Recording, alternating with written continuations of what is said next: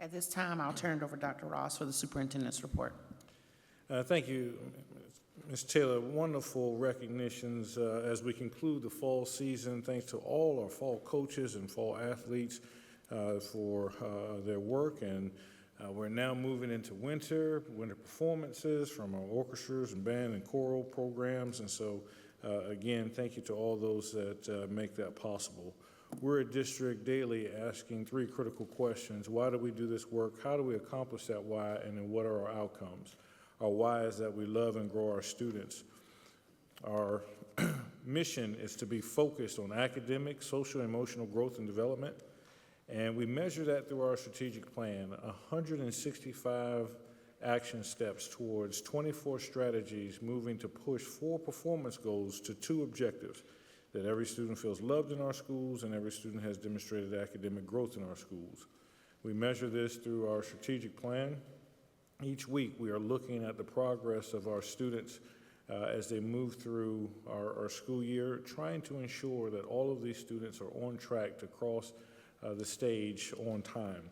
You can see we measure this. This allows us to pivot our practice to ensure that we know the stories behind all the names so that we can cross those bridges, help students with bridges to cross over the obstacles to their success. We are always focused on the academic achievement. There will not be a meeting where we not talk about the academic achievement of our students. Our job, if we were to take the measures of, we would take the SC Ready right now, this is the fall projection of those who would be on grade level versus off grade level for English and math from elementary and middle school. If we break this down, just looking at how this looks in terms of achievement bands, this is what you would see for 3rd grade from last year's MAP Spring. As we look at measures of academic progress, it's important to note, and an accountability would tell you so is academics, that the norms are changing, the norms are shifting. What the norms we had last spring are different from what we have this fall. This is at the hands of our teachers right now. You can see those students that are above the 80th percentile. This is what's called norm reference. I'm comparing this student to students like them across the country. And you can see the amount of students on these achievement bands.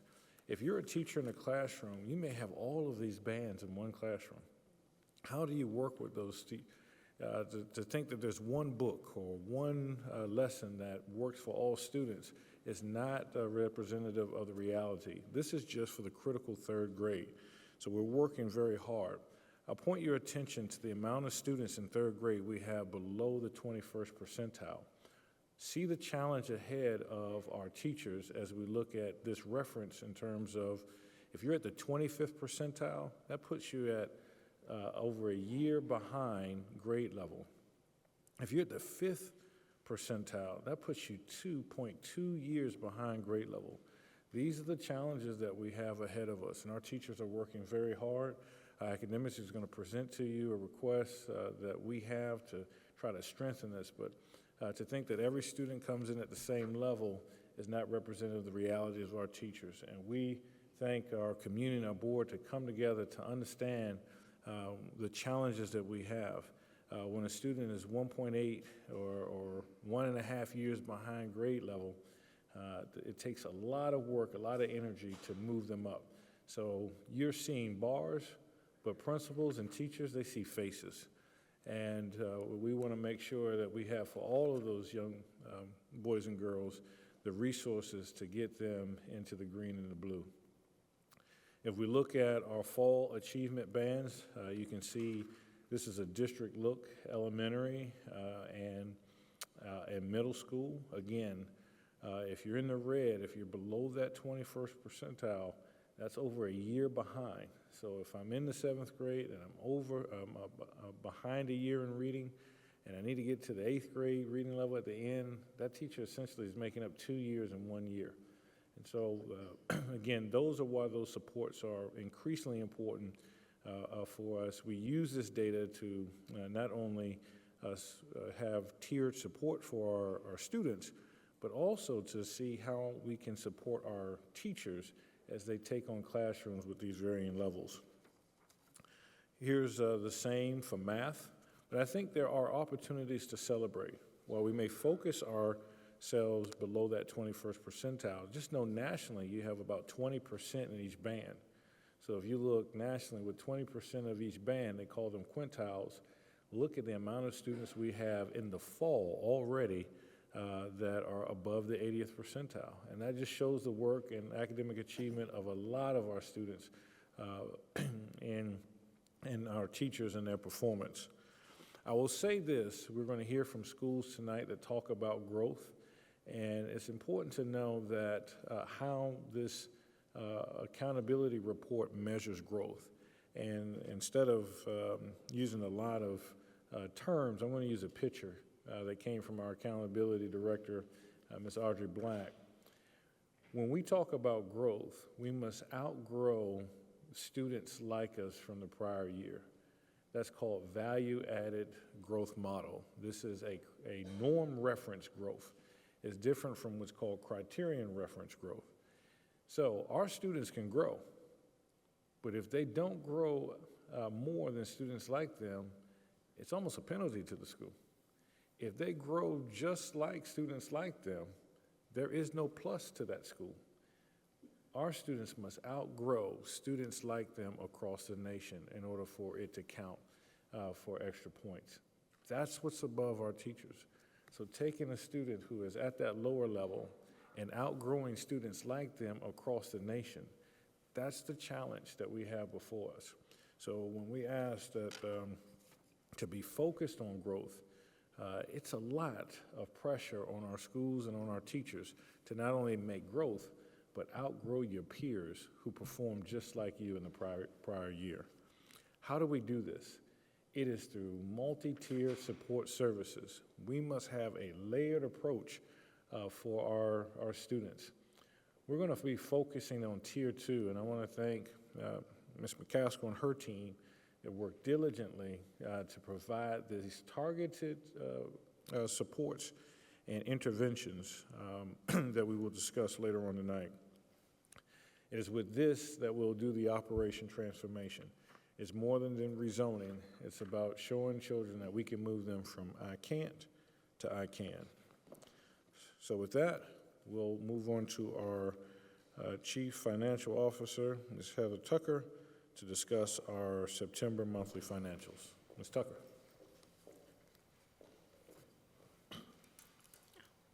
Thank you, Dr. Ross. Good evening, Madam Chair, members of the board. Tonight we have for you our September monthly financial report. To start off, we have our revenue summary. And if you look at the local sources of revenue compared to where we were at this time last year, we are relatively on track with our local sources. Our ad valorem taxes are a little bit down from this time last year to this time this year, but our vehicle taxes are up, our delinquent taxes are down, our interest on investments are down, but a lot of that is just timing of when we start getting taxes. We really don't start to see our local tax revenue until January. So this is just people prepaying or paying taxes ahead of time, or vehicle taxes as those come in.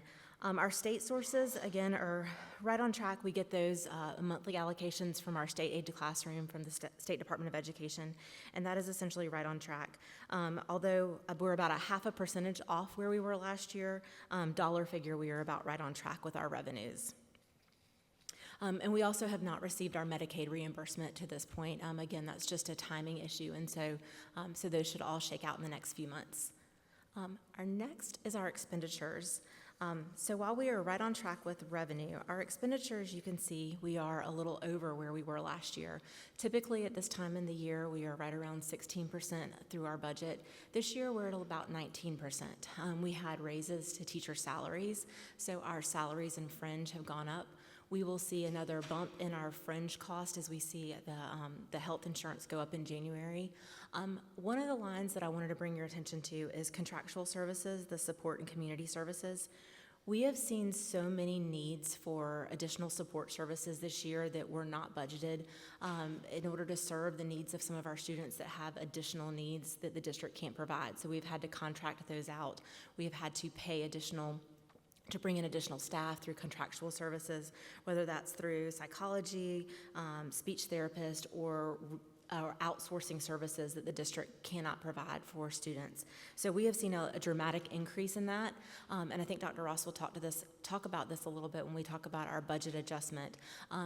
We've seen a decrease in students, but when you look at our ADM has not gone down. So that means that we have lost more gen ed students, but have had more students that have had higher needs. And so we're seeing that on the contractual services side. We're seeing those needs that we're having to outsource resources. And so that's one area where we have seen a huge increase this year over prior years. The other line that's over where we were last year is in equipment and support and community services. That is where the board voted to approve our land purchases. So the land purchases for Broad River Road, Kennerly, and all the land purchases for the New Dutch Fork Elementary. Right now we have that in fund balance. That is something that through this year, as we look at our budget, we can always move that to our bond funds, but we couldn't go the other way. So if the board voted to do that from bond funds, we couldn't rein that back in and do it out of fund balance. So right now we have it out of fund balance, and so as we progress through our budget year, we can always journal that, enter that into a bond purchase, but for right now, that is $1 million that falls in the support and community services line that may or may not stay there as we work through the budget this year. But so we are over on expenditures. That is something that I am monitoring very closely as we move throughout the year. A lot of the contractual expenditures, we pay for the contractual services up front, so we will not see those expenditures kind of throughout the year. We're paying a one-time to start, so we saw those as the year started off in September for the school year. So we will see that large increase in September, but we should see that fall off as the year goes on. So with that said, I will stand for any questions on the revenue expenditures for September. Do we have any questions for Ms. Tucker? Ms. Huddle? You mentioned the additional contractual services for special needs. When the state adjusts their funding, they still use weighted pupil units. So do you remember what the weighted pupil unit is for special ed, or 2.6? Okay, so 1.6, or is it? With the one. Okay, so a typical child would be 1 and special needs would be 2.6. So even if our expenses do go up there, we should be getting additional state funds? We are getting additional state funds, but from what we've seen, one, because we didn't budget for them, because they're over and above what we've had in the past. We've had 3, just off the top of my head, that are $30,000 a pop for the services that we need for certain students. And so those are things that we did not budget for, because we don't know those until the year starts and until those teams get together and say, these are the plans. So that is something that we're struggling with, because we are seeing more and more of those, just looking at past years. We do get the additional funding, but what we have seen is that additional funding is not covering the cost of the cost of the district. So it's covering a portion of it. Sometimes it might be half, but we are still putting up the additional. So, Anybody else? All right, thank you, Ms. Tucker. thank you so much. Please be advised that on July 1st, 2026, we are rezoning, and I want to make sure that we continue to stress our rezoning plan. Our rezoning map is released. We have a new map that will take effect July 1, 2026. We're in the preparation phases of that now.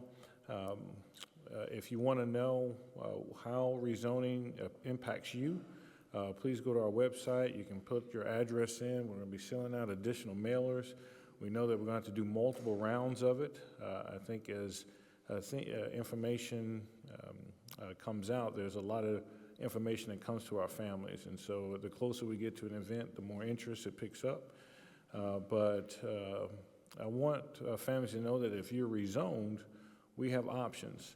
I think the biggest one is something called preferred choice, and I looked at Dr. Harris, correct me if I get anything wrong here, but preferred choice are for those families who have been rezoned, pending that room back at the school that they were rezoned from.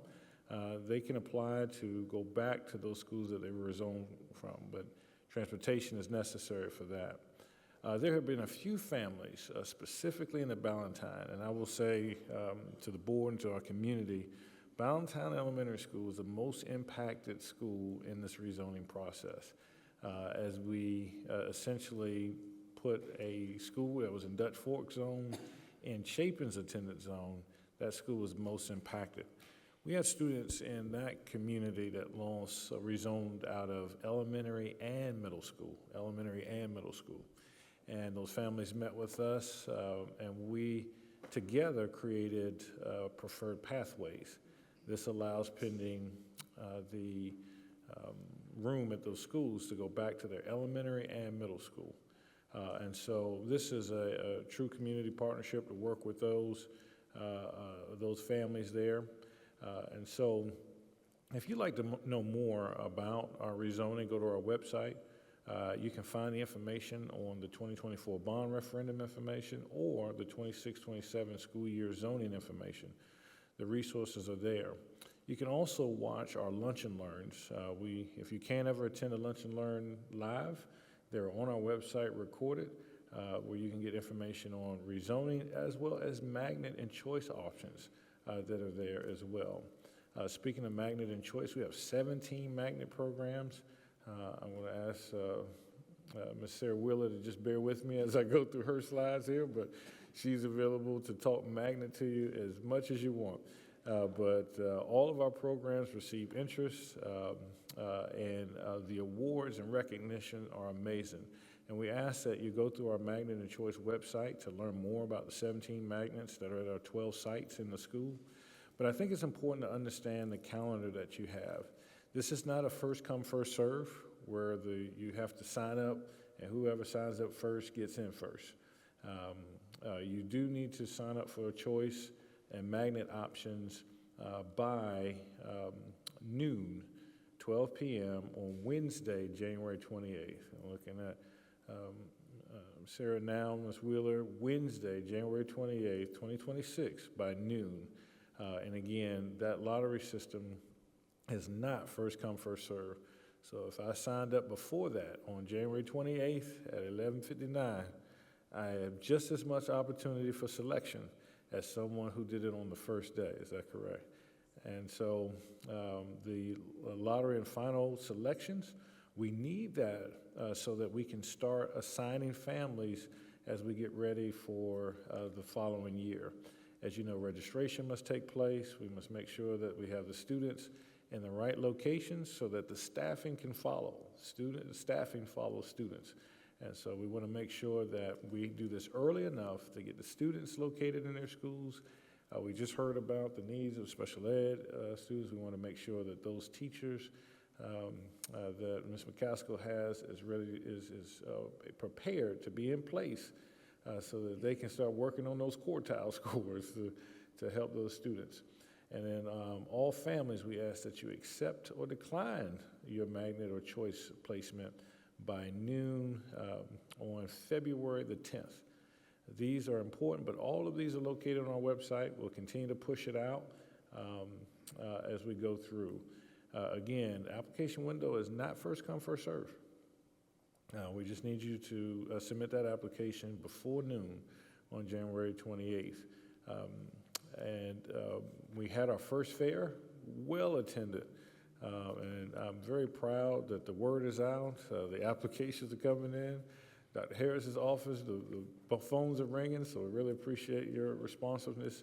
But please visit our frequently asked questions on Magnet and Choice at lecturesfive.org/choice. And you'll have tons of information on the Magnet and Choice Fast Facts. What are we doing for students during the rezoning? We learned a lot as a Purple Star district about military families and what they go through in moving and planning, and really students are going to follow the adults. If we're prepared and we're in position to explain what we're doing, to orient, to have welcome sessions for our new students, then that helps in the transition process. So all schools will have welcome orientations for new students and families by May 2026.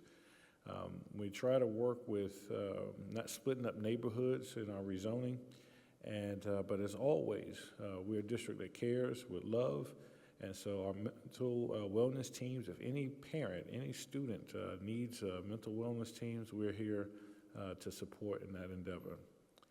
So before I move forward, back in the last year, we had a 2-year calendar that would talk about how the staffing goes with the rezoning, because as we move students first, we must then move staff to follow.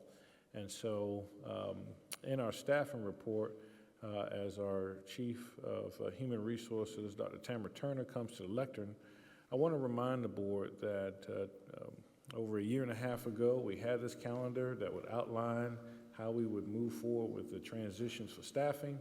We are a month early because of the hard work in human resources to get this done. And so with that, I will turn it over to Dr. Turner to talk about the preliminary staffing that we do with the restructuring and rezoning for the 2026-27 school year. Dr. Turner. Good evening, Madam Chair, members of the board, and Dr. Ross. As Dr. Ross mentioned, one of our commitments as we move to the 26-27 rezoning is to keep in mind our employees. We committed to keep them informed about preliminary staffing locations. Here to assist me tonight is Mrs. Melanie Cohen, our coordinator of professional staff. She'll present some of the data that we've collected, how we're using the data, as well as next steps. Mrs. Cohen. Good evening, Dr. Ross and Chairman Snipes and board members. Thank you for this opportunity to talk with you about the district staffing update. Dr. Ross set clear expectations for us for how we would determine staffing assignments. You can see that we have a lot of data that was used to determine what staff were actually needed at each school. Of course, what drives those staffing assignments is the enrollment projections, which we received from the Office of Student Services and Planning. We also considered the special areas and the program needs that were needed for each campus, including athletics, elective courses, interventionists, special education teachers, programs, and anything specific to each school that we wanted to make sure to maintain those as much as possible. We also considered our feeder school attendance patterns. In May of 2025, all contracted staff were sent a survey. The survey data was what we used to make those placement decisions. That was the determiner for how we made placements. The survey had a lot of information that we asked from our teachers. In fact, it was 48 columns on a spreadsheet, so it's a lot of information, including their preferences for location, grade level, position. We asked what was more important, their location or their position. Considerations for the staff members' children, their experience, their certifications, their endorsements. We wanted to ensure a diverse experience across grade levels, so we asked about experience.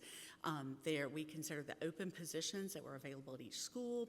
We asked about their proximity to work location, family relationships within the district, and we accepted requests from teachers and assistants who wanted to remain together. We also received requests for certain teachers who may have been teaming together to be able to remain together. The survey, again, was sent out May 16th. It closed June 30th. After that, in the fall, we determined, we just really reflected and realized how much we rely on our teachers on a letter of agreement and how much value, and we need those to staff our schools. So we sent out a survey for teachers on a letter of agreement. That was sent out September 8th with a due date of September 19th. At the end of that, we had, from certified teacher responses, 595 surveys. From LOA teacher responses, that was 54 surveys were returned. And remember, this is for elementary and middle schools. High schools were not included in this staff realignment project. And then we had 178 teachers who were offered a survey but did not return a survey. There we go. So when we take and we want to look at the data, we really wanted to see where people wound up, match with what their preferences were. And so in front of you, you can see, when we talk about a match, we said we had 97.7% match in elementary.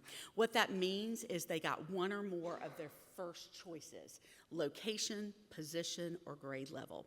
And we'll break that down more in a minute.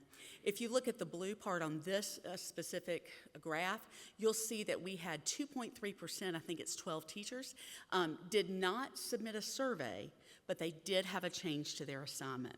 So when we talk about those that did not submit surveys, those were folks who were new to District 5 this year. So those surveys were collected last year, so just so you know that piece of it. Let's break that down a little bit. For elementary, we have, oh gosh, I can't see that right now, 55.1% were an exact match. 55.1% of our elementary folks landed exactly where they wanted to be with grade level, location, position. We had 12.5% who did turn in a survey, and they did get one or more of their first place. Typically, that's a change in grade level is what it is. Then we had 30% of that, which was 152 people who were offered a survey but did not turn it in, and some of the new folks as well. They didn't submit a survey, but they did not have a change to their current assignment. So they're right where they are this year. And then, of course, that same 12 who did not submit a survey, but did have one change. So middle school, let's look at the same thing, and the explanations are the same. We had an 87.6% match across middle schools. That means they got one or more of their first choice assignments. We had 31 or 11.6% that did not submit a survey, but did have a change. They had the opportunity to submit, did not do so, but there is a change, typically in a grade level is what their change is. This one, we did have some folks who only got a second or third match. They did not have any first choice match. And typically what that meant was that they did not request where they were at all on their survey, and they ended up back where they were. So it's not a significant change. We didn't take them and place them in someplace completely different. We just maintained where they were. So if we look at that and break that down as well, we had a 47.6% match. That means they matched everything for middle school, so we're happy about that. We had 61 teachers, or 22.8%, who turned in a survey and got one or more of their first choice. Typically, they may have gotten their first choice of location and subject, but maybe not grade level. They may be moving to a different grade level. 46 folks, or 17.2%, did not turn in a survey, and they had no change. We had 31, or 11.6%, did not turn in a survey, had one change, and then, of course, that same 2, which is just a small little fragment, 2 folks who I've already given that explanation for. So when we look at that all together, our elementary, we had a 97.6% of our teachers got at least one of their first choices. Middle, 88.4%. These are some things that we've already done. We've met with our content coordinators so that they could review not only the allocations, but to ensure that those staff were balanced across the district. That's been shared with, the allocations were shared with principals on November 5th. Rosters were given to principals to include names and certification areas. Those were kept confidential on November 19th. Principals were directed to direct any concerns they had about allocations, certifications, things like that to the Office of Academics, where by December 3rd, those have been resolved. And there's a final review with principals on Wednesday of this week, and then the preliminary notifications of assignments go out on December 17th. Oh, there you go. Thank you, Ms. Cohen, for sharing that comprehensive overview of all the work that's happened behind the scenes.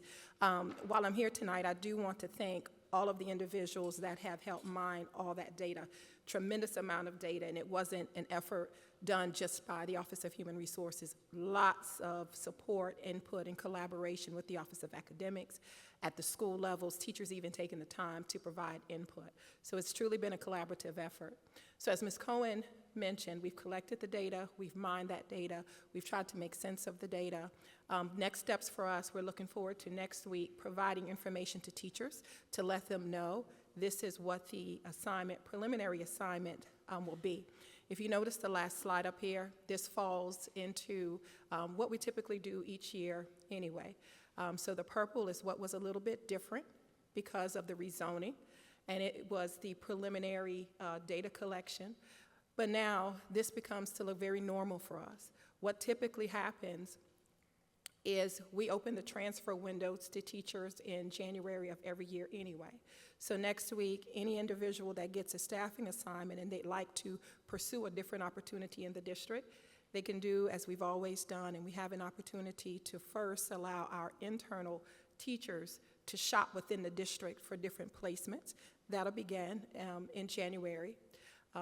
They will receive their tentative, specific grade content that they're teaching a little later in March, April. So they'll know the preliminary location, but we really need to get another round of student projections before we nail out the tentative content and grade assignments. So that information is forthcoming in March, April. And all of this before contracts are issued. So hopefully our faculty will feel very informed and up to date as we complete this process. And with that, Dr. Ross, we stand for questions. Do we have any questions for Dr. Turner? All right, thank you so much, Dr. Turner. And last in our superintendent's report is our operations quarterly, and for our Chief Operating Officer, Dr. Gerald Gary, to come forward with that report. Thank you, Dr. Ross, Madam Chair, members of the board. Coming to me is Director of Facilities, Mr. Alan Knotts. We're going to share our quality and construction update. We've got construction going on in every phase of the district, from Dutch Fork to Irmo to Chapin, whether it's in the design process or the construction phase, all across the system is going on. We've provided a lot of information in your packet to show you exactly what's going on, and we even have some guests with us today that Mr. Knotts is going to present as he does his part of the presentation.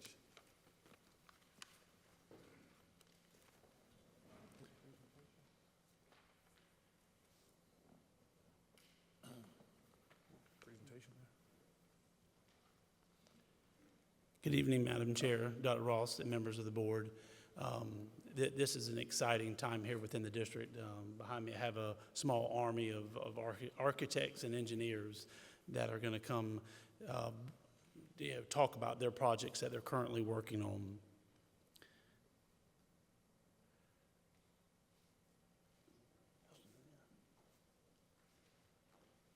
The first two are Lake Murray Elementary and Chapin Elementary. And with us, we have Justin Lucas with GMC Architects. I'm just going to talk about it. So as you see here, we have the two flyover views with our drone of the two schools, and you can see from the photos we're making a lot of progress. This project is moving very, very fast. Here we have the before and after of Chapin, the Chapin Elementary edition. You can see originally we had the 8 portables in the back of the school, and then where we relocated 6 of the portables, and then the new wing on the right-hand side. And here's just some conceptual renderings we had early on within the project that show a classroom, and then I guess the L part of the wing as you would walk up the hill to the or over to the playground area. Here we have Lake Murray, the Lake Murray edition. Same thing, you can see where we had portables and then where we have removed portables to add in the new structure. At some point after we get everything built, then we'll go back to look at pulling those portables out. If they need to continue using them from storage, they will have that capability. Here again, we're showing renderings of the school, the courtyard area of the school, and then one of the classrooms.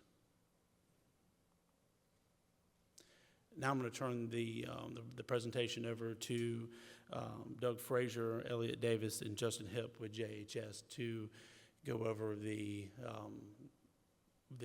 Dutch Fork Elementary project.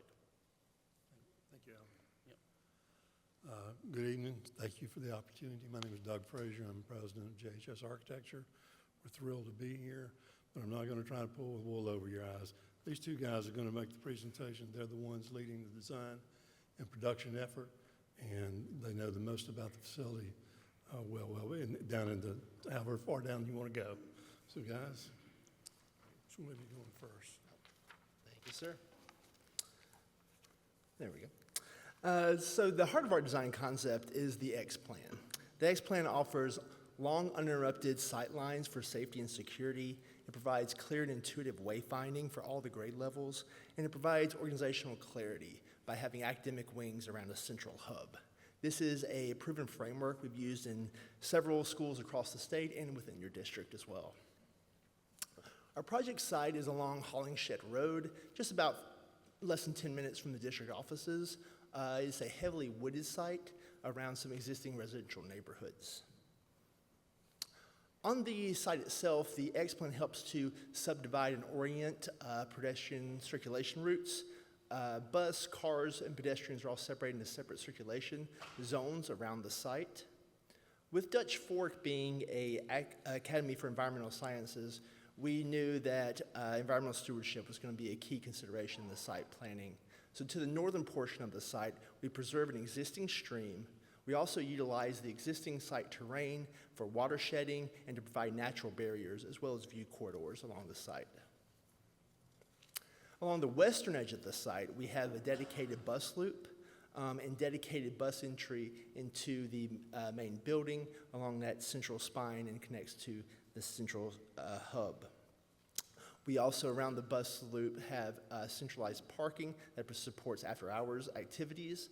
Just to the north of the bus loop is the dedicated service unloading and loading zone, and then circling around from that space around the entire facility is required fire access and maintenance.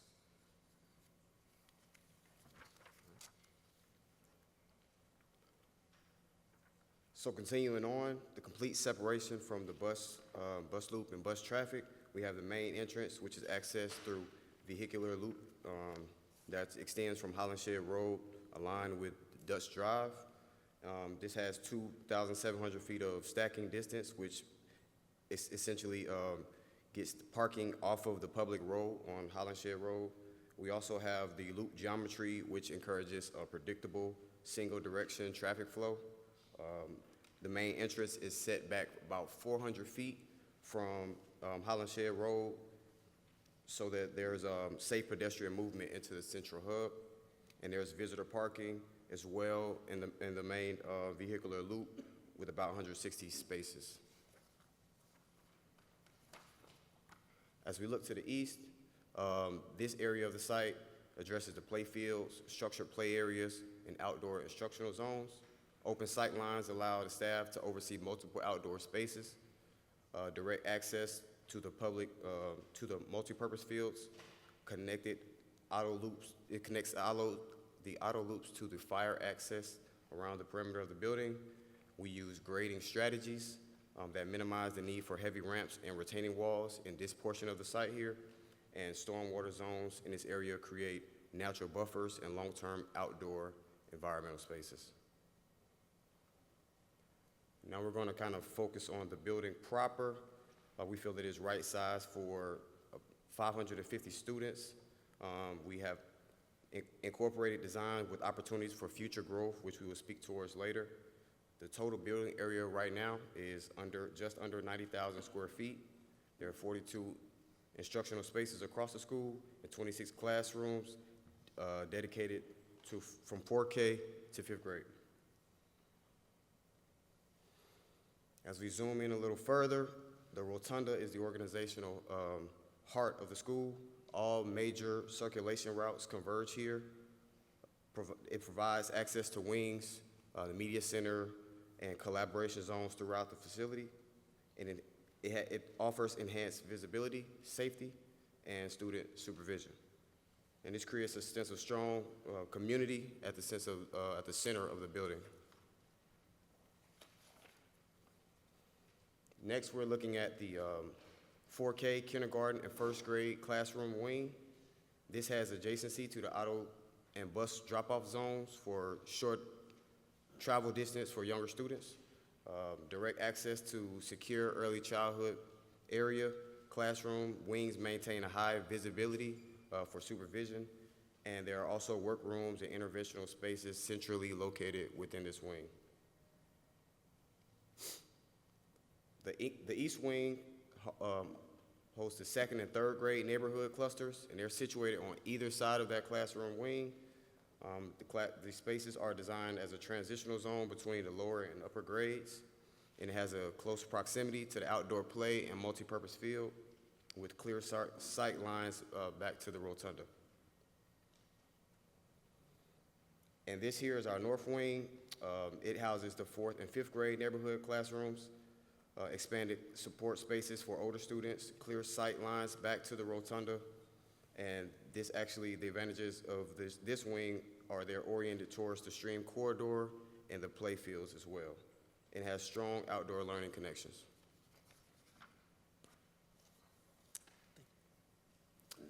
The west wing of the building houses a lot of our specialty classrooms, including those for art, science, and music. It also includes areas for special education services. Additionally, in the west wing, we have the multi-purpose activity area and the cafeteria. These two spaces are subdivided by a central retractable partition that allows these spaces to be opened up together into one large gathering space that supports the entire student population. With this proximity to the bus drive and direct access, this allows this section to be cordoned off for after-hours activities in the school.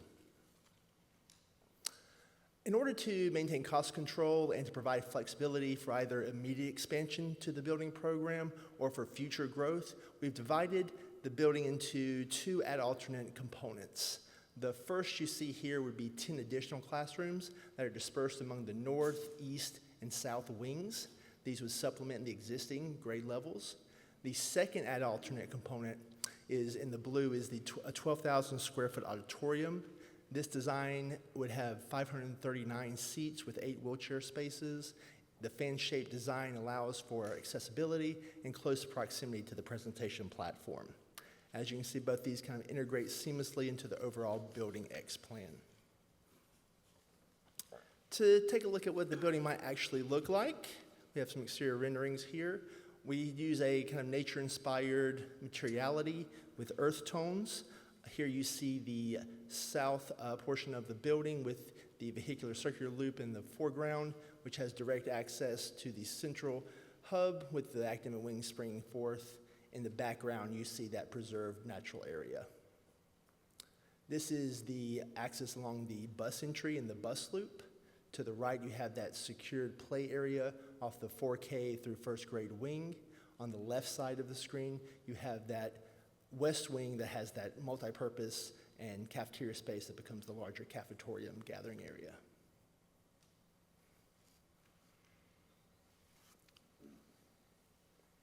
As it relates to the classrooms, they all exceed 700 square feet and contain built-in storage, plenty of with 8x8 windows. You have plenty of natural daylighting as well.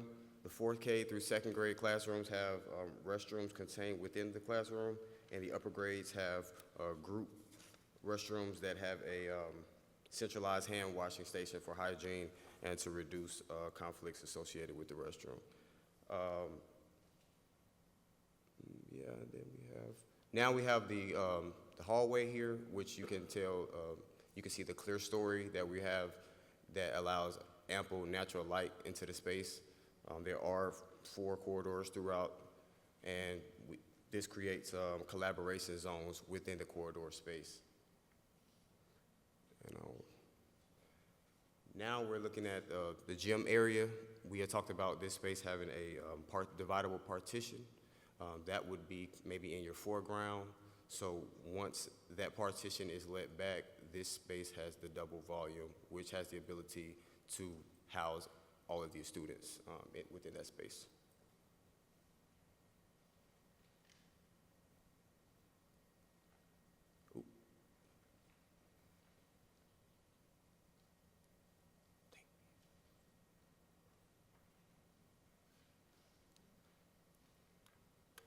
Now we have a fly-through that kind of tells that story as well. Where do we?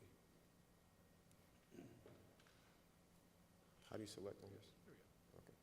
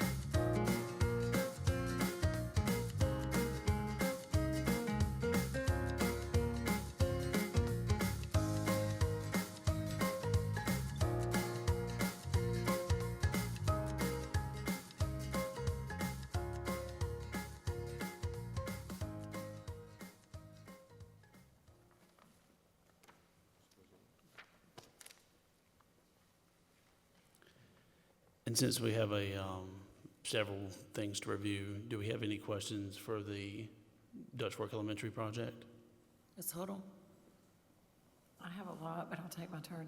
I noticed, I travel a fair amount, and I noticed like in the upstate, some of the newer elementary schools are being built with pitched roofs rather than flat roofs. So I was wondering, like, was that considered as a possibility for this school? And if so, why are we doing the flat roof as opposed to a pitch roof? I know, one of the things that we looked at was we wanted to bring a lot of sunlight into the building from multiple angles. But I'll let the architect speak to that. I will say we did consider that. We surely did. To be blunt, it adds a lot of cost, if you will. Has anybody ever looked at the long-term costs, like over a 20 or 30-year horizon? Is a pitch roof less expensive in the long run? It's the structure that supports that roof, also the additional space that's required from the mechanical units that typically are positioned on the roof.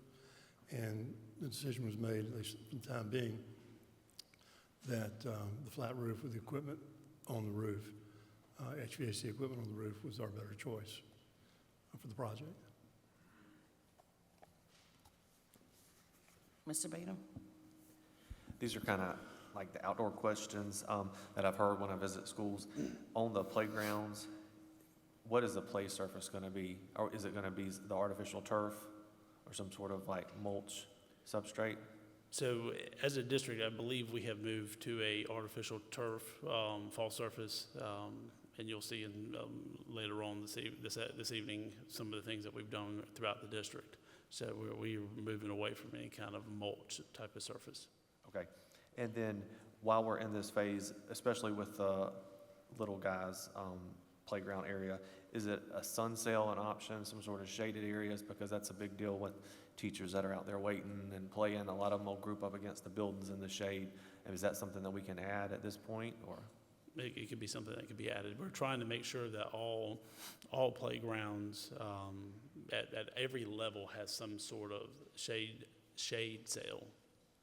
And the last thing, I've just noticed in the parking lot, and this may be different, but a lot of our schools, they have the grass islands, and it's difficult for our maintenance and landscaping folks to come in and do the grass cutting when all the cars are parked all the way over. Is there an option to turn those into just plant beds with a mulch or a straw, or are we set on grass? Is it cheaper to do that? I would think it's probably cheaper just overall throughout the year just to have grass. But I mean, those are things that can be looked at. Okay, thank you. Ms. Hodel? It said on one of the slides, 550 students in 26 classrooms. Did I get that right? Okay, so that's like 21 students per class, but that's assuming that every class is filled where we let teachers plan in their classrooms. So I guess I'm asking, is the capacity really 550 students, or is it less? I want to say that that capacity is the overall maximum capacity if it was at 100%. Okay. So and the district. So in other words, if the teachers didn't do planning in their classrooms, I guess I'm trying to figure out the math, because this keeps coming up I mean, I've been on the board for 5 years, and we're always talking about how much room we have, and there's and this is our issue, not yours, but we really need to kind of define what capacity is.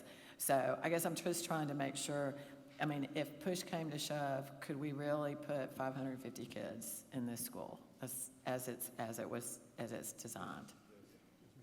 Yes, as I'm hearing yes. Okay. I was also curious on the slide, it said add alternate auditorium. So it does include the auditorium we saw, or it does not? So if we go back to let me go back to this slide right here.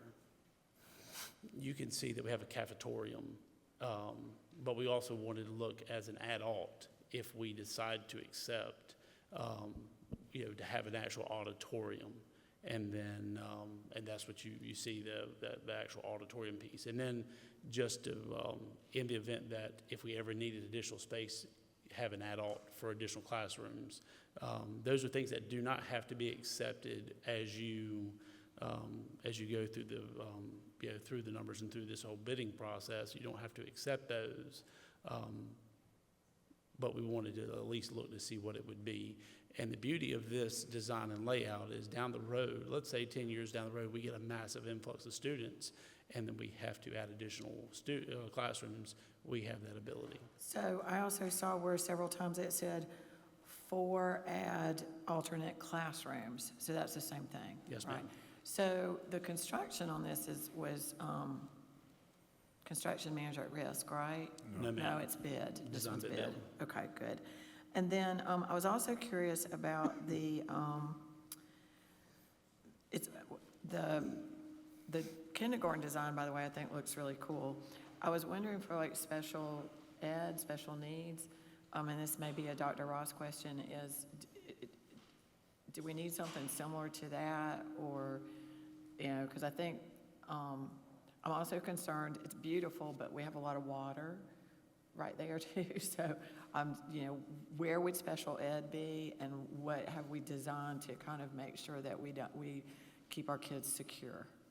I think a lot of our elements are required for inclusivity, especially ADA and things of that nature, but I'll let the architect speak to that. Okay, so I'm In terms of access of playground space to students with special needs, every playground space is accessible in compliance with ADA criteria. So there's no vertical. Yeah, and I may not have made my question clear. I was just curious, like, do we have designated, just like we have designated space for kindergarten and a safe playground so that they can't wander into the parking lot, do we have something, a designated space in here for special need, for self-contained? And also, and probably in addition, for all kids, how are we going to make the water safe? So I'm sorry, go ahead. Yeah, go ahead. Go ahead. Correct me if I'm wrong, they want the access to the, I guess, the stream line is through retention ponds. No one should have access to a retention pond, that's correct. The other thing is that stream is really dry. It is not, it is presented as flowing water, but it's really a dry creek. In the event of there's accessible water, if you notice above and below the development, there are houses there. So the stream doesn't magically start in the middle. It's a dry, but that's there for our water. I think the biggest part is for the environmental cluster studies we do it in the high school. They do a cluster analysis of foliage, trees, brush, all of those things. Also want to say that I think Office of Civil Rights really outlines our responsibility in terms of inclusion of students with special needs. So it would be a violation of the Officer of Rights to have just this area just for someone with special needs. So that's why the inclusivity is so important there. But there are what's called kind of adaptive spaces that you may see at the park. And we are prepared to discuss that on another agenda item. But again, you're the architect, so just wonder if you can speak to anything I've missed. We do have several, and you can see in this wing, we have several classrooms dedicated to multi-category special service needs. We also, within the central portion of the building, have a dedicated sensory room for those kind of services. We have dedicated physical and occupational therapy rooms as well. So when we talk about 42 different types of instructional spaces, these other types of spaces are involved beyond the 26 dedicated classrooms we were discussing earlier. And this isn't a question, but just a request. I don't think this was in the online board packet, and I've had somebody ask if we'll be adding it, this presentation, yes, to the online board packet. After the presentations are made to the board, they'll be available to the public. Anybody else before we continue? All right. Thank you. Thank you all very much.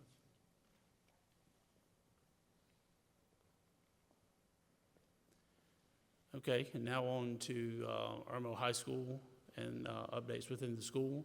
I'm just going to briefly touch on where we are within the new wing replacement. I think we're about 85% complete. The school is coming along real well. I don't have any photos in this presentation. That'll come during another presentation just due to the sheer volume of slides. But the school is looking fantastic, and it's shaping up. It looks really, really good. So we have Clint Riddle and Tyler McKenzie from LS3P here to go over the new student center / cafeteria. Thank you, Dr. Ross, Board Chair Snipes, and Board for having us here tonight. We're really excited to show the progress, the design progress of this next phase of Irmo High School, which includes the new Student Activities Center and the cafeteria. So as you can see on the site plan, the building addition in gold, it will be built as an addition to the existing, or the academic and administration building that's currently under construction that Alan just shared with you. We really worked hard to make sure that this building in the master plan was in the right place on the campus. So you can see as we've developed this, we've really focused on circulation to this building. You can connect on all 3 floors of that building under construction to this new cafeteria wing. We've also looked at outdoor spaces for students. So as we go through and look at these images, you'll see that in addition to the indoor dining spaces, there are outdoor dining spaces, much as they have now, that are going to be really nice spaces for those students. As you know, we've been working very aggressively through the design phase of this project. LS3P, our engineers, the staff at the district, as well as EdCon, the CM at risk contractor. Now that we've that we're starting to begin construction of this new phase, we'll be shifting gears to working on design of the next phase of this project, which will be renovating the existing dining room at Irmo High School into the student business incubator space, and then moving on into design of whatever demolition may occur of the old East Wing building. Jumping to the floor plans, you can see that we're doing work on 3 levels, as I mentioned, to connect to that East Wing replacement building under construction, really focusing on circulation because this is a very large dining room. This dining room would serve 700 students at a time, basically allowing for 2 seatings on the campus, and that means a lot of students moving through the building at once. So as we mentioned, we have circulation on all 3 levels. The circulation is outdoors from the lower level of the academic and administration building under construction, up a social stair into the dining room. There's also an elevator there for ADA circulation. The main level of this new building, our building addition, connects to the second level of the building under construction. So you can see how you would move there from that building through a connector. And then the upper level, the third level, connects into our upper level of the new addition. You can see here in yellow the very large dining room space set up as a food court style dining room, in addition to the red space, which is the kitchen, and the kind of green space, which is a central receiving component that is very much lacking on the Irmo campus right now, a place to bring in deliveries to the building. The blue spaces that you see on each floor are the student center spaces. So these are designed to be very flexible spaces to accommodate a number of uses, whatever student center uses may evolve over time for the campus, potentially student amenity spaces, meeting spaces, conference room spaces. These rooms are really designed with maximum flexibility. There's also operable partitions that allow these smaller spaces to open to larger spaces depending on needs. And then the uppermost level you see there is what's referred to as the senior loft. So at Irmo High School, they've had a tradition of having an upper mezzanine dining level that will be carried on into this building here. So we'll continue through the images, and my colleague Tyler McKenzie will share you some kind of exciting images of both the exterior and interior of this building. So we'll go through this kind of quick, but first off, the first image is the view of the building from Westcott Road. You can see the bridge connector there and how this connects to the existing building that's currently under construction. Going next, you can see the motto wall, as we're calling it, with Irmo High School's motto. This is as you're approaching, coming down the bridge connector into the main floor of the dining room. Here you see, as you continue into the dining room, looking back at the serving lines there, and then the branded panels above that. Just another view of the main dining area, kind of from the other side of the big room there. Here you can see our monumental stair that connects the senior dining loft down to the main level of the dining area. And then here, the next few images are of the senior dining loft area that has some of these student activity center spaces adjacent to it, and also looks down into the main dining area. And this is from the other end at that senior dining loft. And then this is one image of a potential layout of the student activity center spaces. This is with one of those operable partition walls pulled apart as to make the space twice as large. And then this is from the interior side of the campus, looking back at the building, at the outdoor dining patio and outdoor dining stair that takes you from the first floor of the academic building up to the main floor of the dining portion.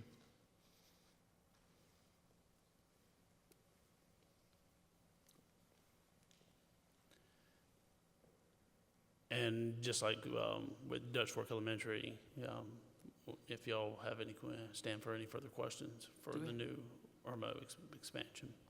Do we have any questions? Mr. Herring? Yes, sir. In the planned demo, is there any plans to recapture any parking that was lost from the large parking lot that was there before? That is something we are evaluating as we go through the design process. Ms. Huddle?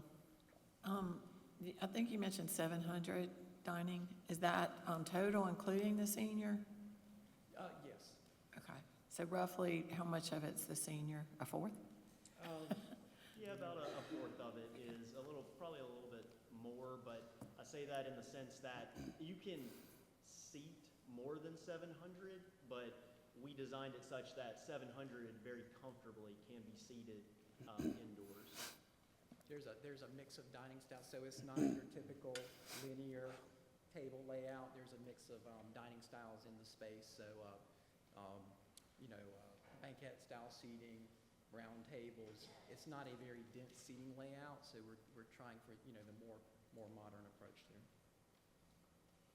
And we actually looked at a lot of, we went to the school when days that it rained, and we just saw how many students were packed in there, no seating, and so we just wanted to make sure that the students had a comfortable place to eat.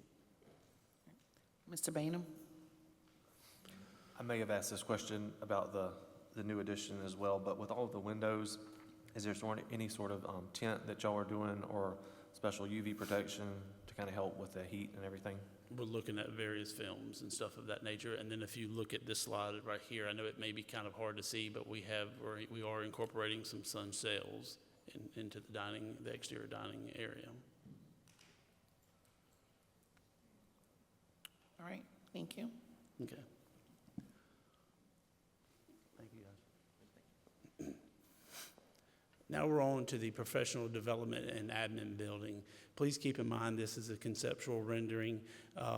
We were working through this with our architect to make sure that we're meeting the needs of the district. Here we have a design as you're in the parking lot, the front area, and you're walking up to the building. Here's another rendering here. As you look at this right here, you'll see kind of like two sections, and we'll dive into this further. You have one section, which is the board area, which is the first building with looks like it's like 6 tall windows. That's for the board meeting spaces. And then you have another area, which is the professional development, and that kind of will allow us to split things up in the event that we decided to rent a space out for a convention or something along those lines. We're not having folks come into the district office, and it's kind of segmented that way. And you can see that from the overall floor plan. You can see the upper yellow area. That is the professional development site or section where you can you can split that up. You can have it into a large conference area. A lot of breakout spaces for that, and then toward the lower end of the drawing, you'll see where we have the boardroom and the executive conference room. And then if you move over to the west, you'll see some administrative offices, and then you'll see it's hard for me to see that, it's student services and can't see what the blue is, academics. So those two departments kind of go hand in hand, so they will have their own individual suites. Then as you move upstairs, we have finance, human resources, and communication, and then the superintendent's, their office area. So here's a site plan of what the site could look like, with a lot of input from district office staff. I know that we have a lot of folks that at lunchtime they want to go walk laps around the campus. So here we have a actual walking path, which would be like a turf path, not concrete, that will allow people to kind of get out and get some exercise. We're also looking at having a courtyard in the middle of the facility, a secure courtyard, in case somebody wanted to go outside and have lunch. We have ample parking. If you look at the parking area, the back section of the parking would be for a lot of this the district office staff, and then as it kind of goes down closer toward Dutch Fork Road, those are parking spots for board members, so you can quickly get in the building and out of the building from board meetings. And then we also have, we're working through the logistics of getting access to the private road that's it's owned by the developer that owns the Walmart. And then we'll have additional overflow parking into the existing building.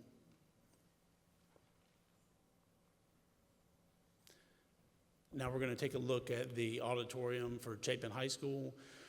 So we looked at several different options for this. I know early on we were wanting to place the auditorium in that little middle section with the school where it's kind of it's got some outdoor seating right there, right across from that faculty parking lot.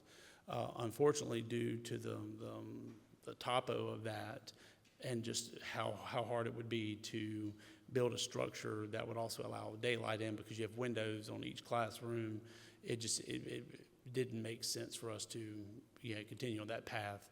So we looked at a place to get it closer to the Fine Arts Department, and we were able to kind of plug and play this into the side of the building. This gives us a couple additional options of adding additional driveway that I know the school has mentioned that they would like to see, to have access, like a full loop access from their end. It also retains the car rider drop-off line. We're still early in development of this project. We do have a layout that we're looking at, and this is what we're leaning towards. It comes with a with a new entrance that brings you into the actual auditorium.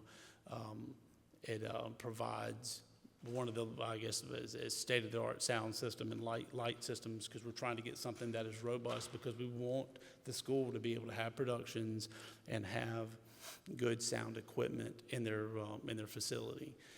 This will also allow, this design allows for retractable seating for a portion of the seats, because right now when they're kind of landlocked in the school, so if they want to do something else, whether it be some kind of SAT studying or doing a multitude of things, they have to move it up in the cafeteria, and then that, trying to feed students, that can kind of be a conflict. So this right here will allow us to retract the seats and have the footage that they would need to go do other things in that space, but then still have the fixed seating and for that space. So we still have some programming that we're having to work out, but from what I'm hearing, that we're going to have it's going to be extremely nice, and I just wanted to make sure that we had a really good, robust, light and sound system for that facility. Great. And Thank I stand you, for Ed. any further questions. Ms. Huddle? On the Chapin, what are you aiming for as far as seating capacity? I think the capacity is about 500, somewhere in that area. And then if you can go back a couple of slides, right there. Yep. So is that the area that was part of the last edition? It's got like a curved front now, where you're proposing putting it? Is it curved? It's from the orchestra window. It's not a big curve, but your point. It's not a straight line either. The orchestra window. So that wall would be removed, and this would That wall stick would out. be part of the hallway now. That would be correct me if I'm wrong, that's the internal view of that hallway, correct? I'd have to look at it. I'm not. If you go to the next slide. And essentially, this area is curved, is what Okay. that question. It's not a huge, robust curve, but it's this wall. It's here. got a curve to it. Okay. So everything in the dark blue or purple here would be new, or just the auditorium? I think everything in the Just purple is going to be new. That's or repurposed for the auditorium. Okay. And if you don't mind going back a couple of slides, keep going. Okay, so what are so I get the the building on the far left is the new building. What are these other like gray shapes that look like buildings? So we have the existing district office. That's what that is. This is the existing district office right here. They did not show removing of these portables, but those portables would go away. This section here would go away, and then we would have the existing district office to repurpose. Yeah, they do have a loading dock.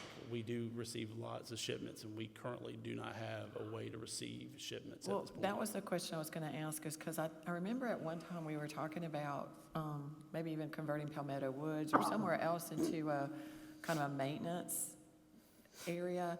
So are we going to get that with this plan? This was not a part of the bond referendum, but I think at some point this is what we need to visit, is to convert this right here into an operations center that has like a, and I say that loosely because we have a need for a true data center.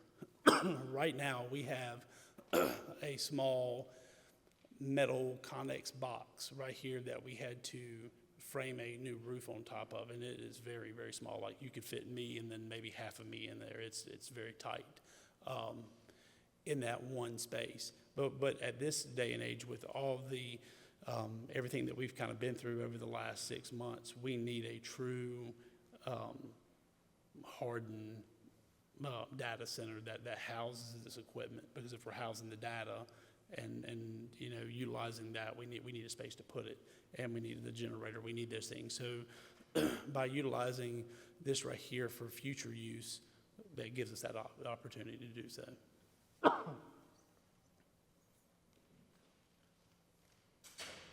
right. Do we have any other questions? Oh, go ahead. Yes, sir.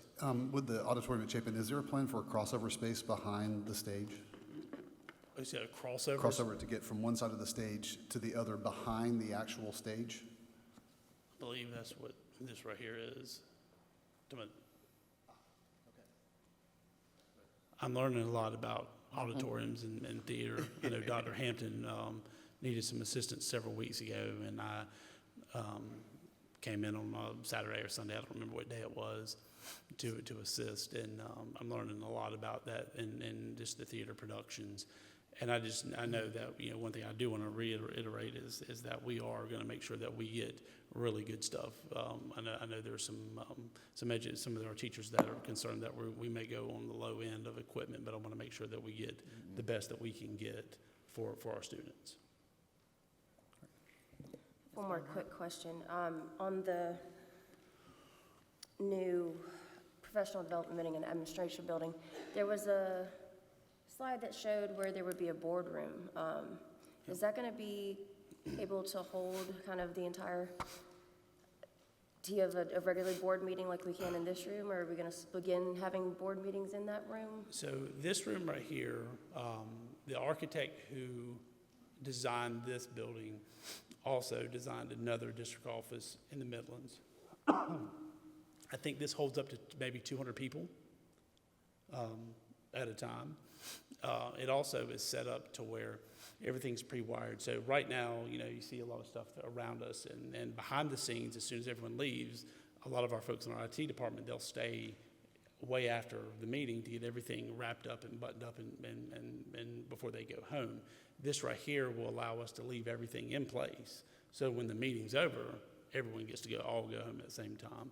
But also it makes sure that our sound system, all the technology and everything else is in place. So we're not having to set up and test. We just, you know, we're able to kind of flip a switch and roll with it.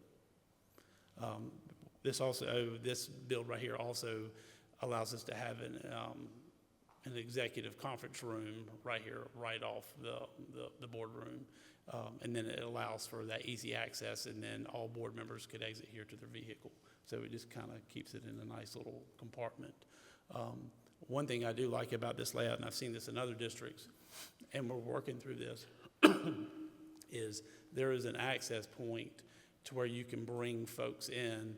Let's just say if there's a hearing. Let's say, I'm going to use my son, for example. If there was a hearing with him, he could come in through this back, the the back entrance in a sense, and not have to be, presented publicly. You could bring them in, have the hearing, and everything cut, with all that business stuff would happen from the back of the district office. And it provides some more security too. All right, thank you so much for everything you're doing, Alan. Yes, ma'am.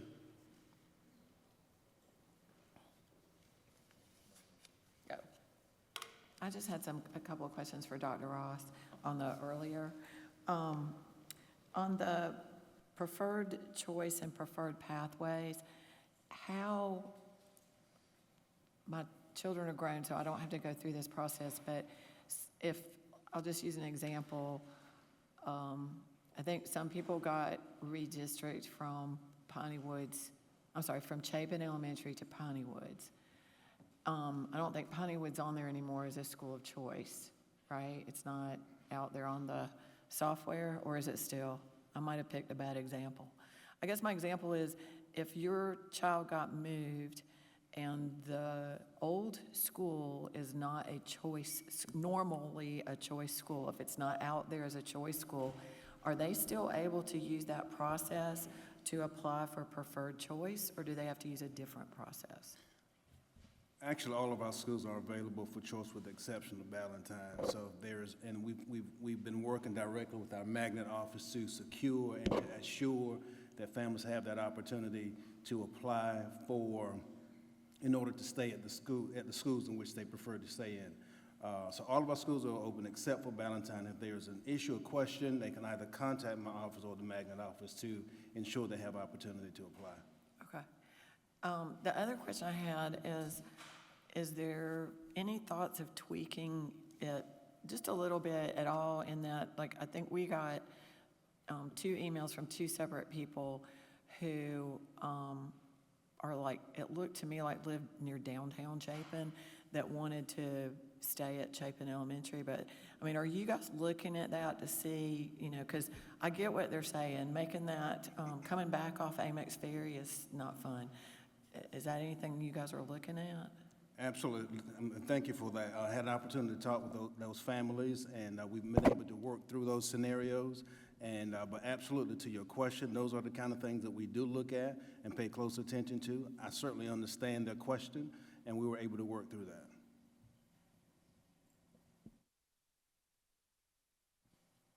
I believe the students from the Future Farmers of America came in, so we want to circle back and highlight them before we move forward. Yes, ma'am. Thank you for the opportunity. I do want to welcome our students from the FFA here at the center. We did acknowledge the beautiful poinsettias that you guys have gifted to the Board of Trustees, and just want to appreciate you for that, and thank you. They are beautiful, and I think Dr. Ross has a little surprise for y'all, too. If you want to, we'll do a picture. You can start with Dr. Ross, and we'll do shake hands and all that.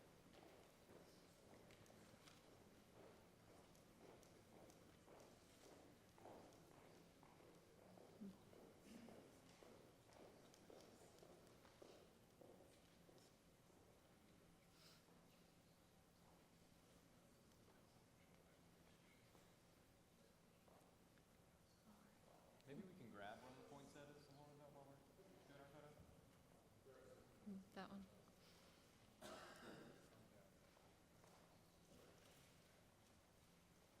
Perfect, there we go. All right, on 3, 1, 2, 3, one more, 1, 2, 3. Got it. Thank you so much.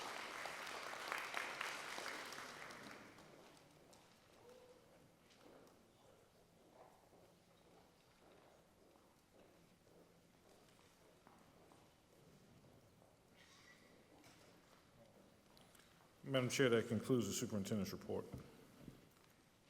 Thank you, Dr. Ross.